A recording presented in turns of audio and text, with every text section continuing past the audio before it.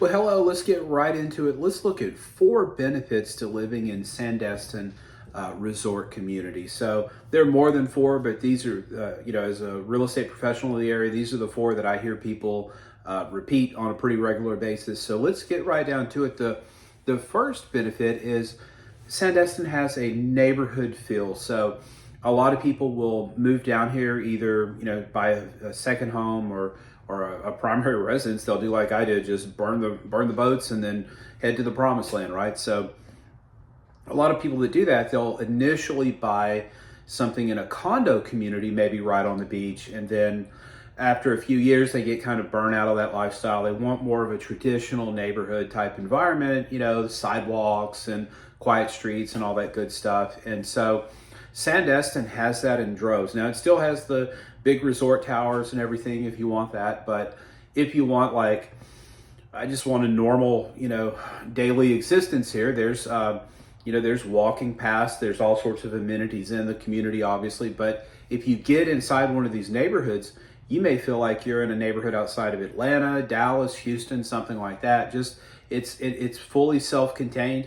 It's very golf cart friendly, so just charge that bad boy up and go where you ever need to go. So it's got a neighborhood feel. The second benefit is Baytown Wharf is contained within the facility. So super, super, super cool, super popular, and super busy during tourist season.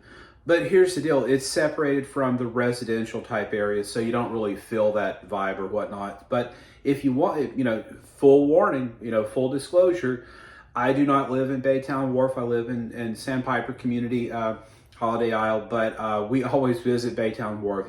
Guests come to town, they want to go see Baytown Wharf, the fireworks, the shopping, the dining, and all that good stuff.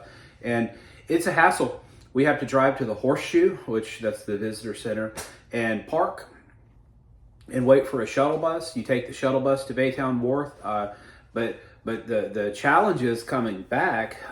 You've got to take the shuttle bus coming back, and that can be a wait. There's big crowds leaving the facility as soon as the fireworks are over, and getting back on a bus. It may take you an hour in the summer to get from the Baytown Wharf back to the parking area. So as a resident, though, you just hop on your golf cart and go back to your house. So it's a wonderful thing. There's great restaurants.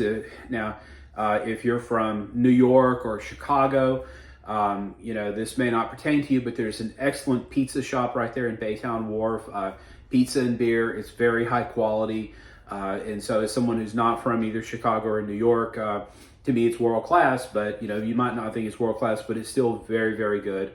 And right there, there's all sorts of, there's piers, there's places where you can walk out on the bay there. So it's a very fun area. And that leads us to our third benefit to living in Sandestin is you have both beach and bay access. So one of the things that terrifies people when they move down here is they'll somehow lose their beachfront access, and then you're on the, you're fighting over the 3 spots at the, the public place. But as a result of living in Sandestin, you may have to drive your golf cart across the street there, but there's a light and it's safe relatively. And so, you've always got that beach access, but then don't sleep on the bay as well.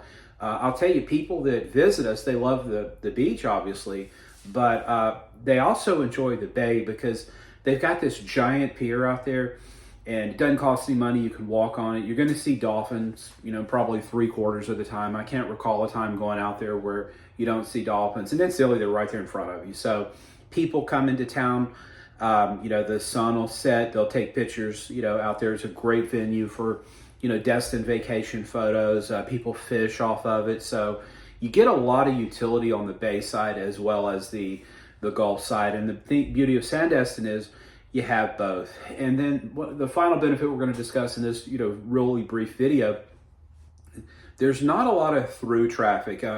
Obviously, access to Sandestin is gate controlled when you are a local, that lives there, or a real estate professional. You can get a little coder for your car so you can go right through. But if you're not, if you're just some dude wanting to pass out flyers or something, they don't allow that. So they have good, the security people I've dealt with, obviously it's a large facility. There's a lot of people. Everyone I've come in contact with super professional. They do their job, but they also make sure you're supposed to be there. And so you don't get especially if you're in one of these self-contained neighborhoods, you're not going to have a whole bunch of people driving up and down your road just looking. So that's not really allowed. So Sandestin Resort, it's an awesome place. If you're looking to buy in the area, there's a massive price range there, for pretty much every taste and budget.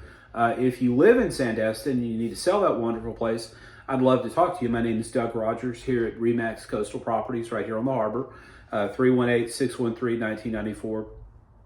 If you got value from this video, it really helps me out. If you'll take just a second and hit that like button and then subscribe, it doesn't cost you anything. You'll be updated anytime there's new content.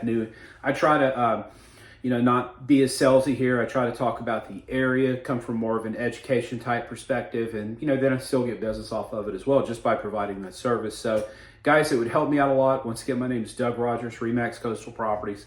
If you have any questions about the Sandestin community or anything else along the Emerald Coast, I'm your guy, 318-613-1994, Doug Rogers, and you make it a great day.